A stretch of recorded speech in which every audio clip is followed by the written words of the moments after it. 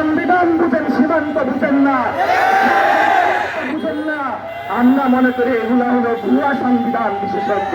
স্বরাষ্ট্রমন্ত্রী বক্তব্য দিয়েছেন, ওই পারে যদি তারা কাটাতার নির্মাণ করে তাহলে ভারতের এটা আভ্যন্তরীণ বিষয় না। আমরা বলি সীমান্ত মানেই তো আন্তর্জাতিক। আপনি সংবিধান বুঝেন, সীমান্ত বুঝেন না, বুঝেন না। আমরা মনে করি এগুলা হলো ভুয়া সংবিধান বিশেষজ্ঞ। এখন ওখানে আমাদেরকে বলে যে আমরা কি সরকার বিরোধী, আর আপনার নামের দলটা হলো জাতীয়তাবাদী। তাহলে তো যেই জন্য আজকে আমরা আন্দোলনে দাঁড়িয়েছি, সেই আন্দোলনটা তো প্রথমেই আপনার করার কথা ছিল।